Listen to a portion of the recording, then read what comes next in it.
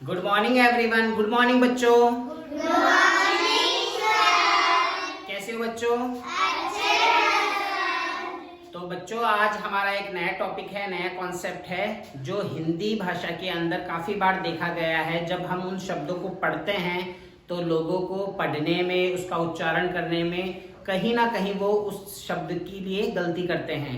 तो उस शब्द में उच्चारण किस तरह करना होता है या उसका अर्थ कैसे होता है, यह आज हम आपको बताएंगे।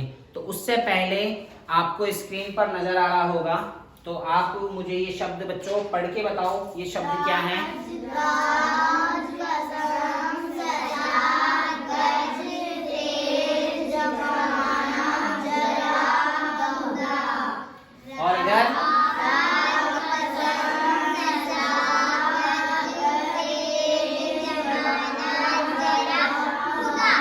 अच्छा, आपने दोनों तरफ की लाइन अच्छी तरह से पढ़ी है, बहुत अच्छी बात है। इन दोनों में कुछ शब्दों में कुछ अंतर आपको नजर आ रहा है क्या? Yes sir. क्या नजर आ रहा है? इस तरफ अच्छा, एक बच्चा बोलो, आराध्य बोलो बेटा। इस तरफ तो बिंदी लगी हुई है शब्दों के और इस तरफ नहीं लगी हुई है। वेरी गुड, बहुत बढ़िया, शाबाश बेटो। बच्चों ने देखो बिल्कुल सही बताया कि एक साइड शब्दों के नीचे उन्हें बिंदी नजर आ रही है और एक साइड शब्दों के बिंदी नजर नहीं आ रही है। अच्छा, मुझे ये बताओ, इन दोनों शब्दों के अर्थ एक ही हैं या अलग हैं? अलग हैं। वेरी गुड, बहुत बढ़िया, अलग हैं। क्योंकि अगर अलग नहीं होते तो ये बिंदी हमें नजर नहीं आती। इस बिंदी की वजह से ही इस शब्द का अर्थ अलग है और इस शब्द का अर्थ अलग है। अब हम इस चीज को जानते हैं कि ये बिंदी आखिर में है क्या। मैंने काफी लोगों से जब पूछा या काफी लोगों को जब मैंने बताया तो उन लोगों ने ये कहा कि सर ये जो बिंदी है ये क्या है? न है। न है तो उन्होंने इसको ये पढ़ा राजन ऐसे करके, तो उन्होंने कहा सर ये बिंदी है, आपको ऊपर लगानी चाहिए थी और आपने इसको नीचे लगा दिया। तो ऐसा नहीं होता। जो बिंदी शब्दों के ऊपर लगती है उसे हम क्या कहते हैं? अनुस्वार। क्या कहते हैं? अनुस्वार। और ये शब्दों के ऊपर लग रही है या नीचे? नीचे। तो इसे अनुस्वार कहेंगे क्या? नहीं। तो ये तो कंफर्म हो गया कि ये अनुस्वार नहीं है। ये जो बिंदी है इसे कहते हैं बेटा, क्या कहते हैं? नुक्ता। क्या कहते हैं? नुक्ता। और ये जो नुक्ता है बेटा, ये है अरबी भाषा का शब्द। कौन सी भाषा का शब्द? अरबी भाषा का शब्द। अरबी भाषा का शब्द।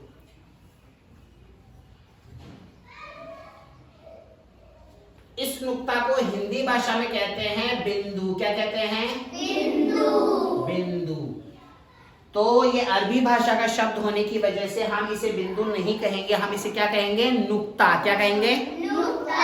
और जब भी ये नुक्ता किसी भी शब्द या किसी भी वर्ण के लगता है तो उसका अर्थ परिवर्तन हो जाता है, उसका अर्थ बदल जाता है, उसका उच्चारण बदल जाता है।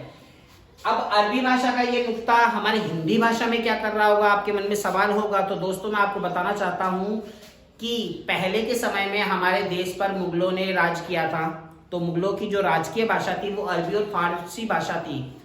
तो हिंदी भाषा ऐसी भाषा है जिसने हर भाषा से कुछ न कुछ शब्द ले लिए हैं और हमने उन्हें ऐसे समाहित कर लिया है जैसे वो हमारी हिंदी भाषा के शब्द हो, जैसे बेईमान, रुमाल, डॉक्टर, हॉस्पिटल और ट्रेन, टाइम। तो ये हम आमचाल बोलचाल की भाषा में बोलते हैं तो हमें ऐसा लगता है ये हिंदी भाषा के शब्द है, जबकि वो हिंदी भाषा के शब्द नहीं है। कुछ उर्दू, अरबी, फारसी भाषा के शब्द है और कुछ अंग्रेजी भाषा के शब्द है। अब ये जो नुक्ता है इसका जब हम उच्चारण करते हैं तो इस नुक्ता का उच्चारण होता है गले से। किससे होता है? गले से। जबकि बिना नुक्ते वाले जो वर्ण होते हैं उनका उच्चारण होता है मुंह से। ये जो अरबी भाषा का जो नुक्ता वाले वर्ण हैं ये अरबी भाषा में केवल 5 वर्णों पे लगते हैं। कितने वर्णों पे? 5 वर्णों पे। क, ख, ग, ज और फ। अरबी भाषा में नुक्ता हमेशा दोस्तों, आप किसी भी हिंदी की पुस्तक उठा लेना, किताब उठा लेना, या आप जब भी कभी अखबार पढ़ेंगे या कोई न्यूज़पेपर पढ़ेंगे या आप किताब किसी भी कक्षा की किताब पढ़ेंगे, तो अगर आपको कहीं पे भी नुक्ता वाले शब्द मिलते हैं तो इन 5 वर्णों के अलावा किसी पे भी नुक्ता नहीं मिलता। और ये पांचों वर्ण किसमें मिलते हैं हमें? अरबी भाषा में। कौन सी भाषा में? अरबी भाषा अरबी भाषा में। अब जैसे मैंने आपको बताया है पहले ही कि हिंदी भाषा है उसने हर भाषा से कुछ न कुछ लिया है, तो उसने इन अरबी भाषा में से दो वर्णों को अपनी हिंदी भाषा में हमारी देवनागरी लिपि में शामिल कर लिया है। वो दोनों कौन से हैं? ज और फ। ये दोनों के दोनों अब कौन सी भाषा के शब्द हो गए हैं? हिंदी भाषा के।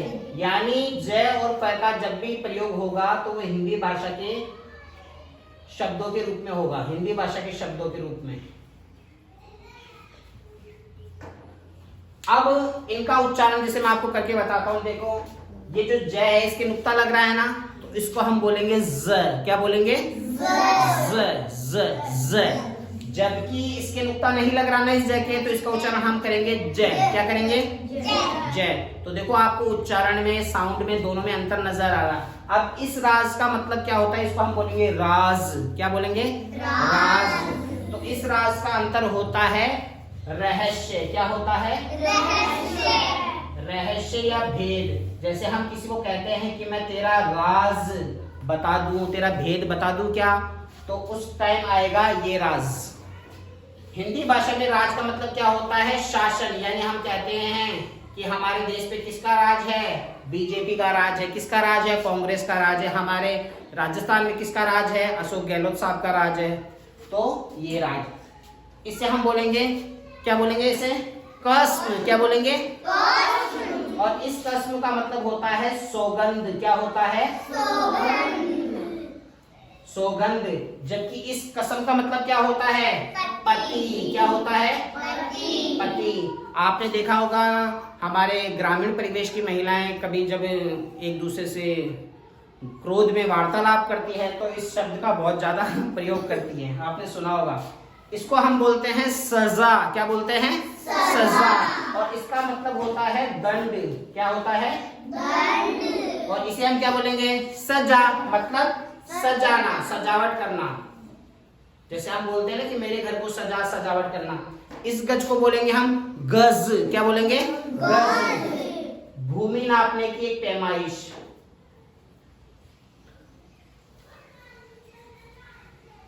जबकि इस गज को क्या बोलेंगे हम? हाथी। क्या बोलेंगे? हाथी। इसे हम बोलेंगे तेज। क्या बोलेंगे? तेज। इस तेज का मतलब होता है चमक। जैसे हम बोलते हैं ना आज सूरज की किरण क्या है? तेज है। आज आग क्या है? तेज है। मतलब उसकी चमक बहुत ज्यादा तेज है। और इस तेज का मतलब क्या होता है? तीव्र। मतलब तेज भागना। इस जमाना को इसको क्या बोलेंगे हम? जमाना। क्या बोलेंगे? जमाना। मतलब युग। जैसे आप लोगों ने कई बार सुना होगा ना कि आजकल का जमाना खराब है, पहले का जमाना बहुत अच्छा था। जमाना। तो ये, और इस जमाने का मतलब क्या होता है? कोई चीज सही तरीके से रखना। जमाना, सही तरीके से रखना, रखना या जमाना। जैसे हम दही जमाते हैं ना? Yes sir. दही जमाना। इसे हम क्या बोलेंगे? जरा। क्या बोलेंगे? जरा। जरा सब्जी लाना। जरा का मतलब थोड़ा। जरा का मतलब क्या होता है? थोड़ा। जरा। और जरा से क्या वाक्य बनेगा बताओ? जरा पानी लाना, मतलब थोड़ा पानी लाना। और इस जरा का मतलब होता है बुढ़ापा। क्या होता है? बुढ़ापा। इसे हम क्या बोलेंगे? खुदा। क्या बोलेंगे? खुदा। इस खुदा का मतलब होता है भगवान। क्या होता है? भगवान। और जब का इसका मतलब क्या होता है? खुदाई। जैसे हम जमीन में खोदते हैं ना कोई चीज, इसका मतलब क्या होता है? खुदाई। क्या होता है? खुदाई। तो दोस्तों देखिए, एक छोटी सी बिंदी, एक छोटे से नुक्ते से पूरा का पूरा अर्थ चेंज होता है, उच्चारण चेंज होता है। पर हम लोगों को ज्ञान के अभाव में वो लोग इसे राज पढ़ते हैं, इसे कसम पढ़ते हैं, इसे सजा पढ़ते हैं, इसे गज पढ़ते हैं, इसे तेज पढ़ते हैं। जबकि इनका सबका उच्चारण इन शब्दों से अलग होता है क्योंकि इनके नुक्ता लगा हुआ है। इसे हम पढ़ेंगे राज, इसे कस्म, इसे सजा, इसे गज, इसे तेज, इसे जमाना। और इन्हें हम नॉर्मल जैसे पढ़ते हैं इनका उच्चारण मुंह से होता है, जबकि इनका नुक्ता वाले शब्द वर्णों का उच्चारण जो होता है वो गले से होता है। ये सारे के सारे नुक्ता वर्ण कहाँ से लिए हुए हैं? अरबी भाषा से। और अरबी भाषा में नुक्ता को क्या बोलते हैं? बिंदु। और नुक्ता वाले शब्द कितने हैं? 5। कौन कौन से? क, ख, ग, ज़, फ। पर हमारी हिंदी भाषा ने हर भाषा से कुछ न कुछ लिया है, तो हमारे हिंदी भाषा ने नुक्ता वाले वर्ण कौन से लिए हैं? केवल 2। कौन से? ज और फ। तो जब भी आप इन नुक्ता वाले शब्दों का उच्चारण करें तो उनका उच्चारण मुंह से ना करके कहां से करेंगे? गले से। जैसे ज, कैसे करेंगे? ज। और नॉर्मल ज होगा तो जय। तो दोस्तों उम्मीद है आपको ये कॉन्सेप्ट समझ में आया होगा, क्योंकि हमारे बच्चे जब किताब पढ़ते हैं या उच्चारण करते हैं या उनका शब्द अर्थ लिखते हैं तो वो काफ़ी गलती करते हैं। इस वीडियो से उनका कॉन्सेप्ट क्लियर हो चुका है। हमारे तीसरी और चौथी क्लास के बच्चे, 5वीं क्लास के बच्चे अब किताब में जब भी कोई शब्द पढ़ते हैं तो मुझे आगे से होकर बताते हैं कि सर इसमें नुक्ता शब्द लगा हुआ है, और वो इसका उच्चारण भी अच्छी तरीके से करते हैं। तो आप भी अपने बच्चों को, अब सब क्लासों के पेपर हो चुके हैं गर्मियों के छुट्टियों में, या अब स्कूलों में घर पे आप बच्चों को ये एक्टिविटी कराइए, उनको ये समझाइए ताकि उनको गर्मियों की छुट्टी का सदुपयोग हो सके। जय हिंद, जय भारत, धन्यवाद।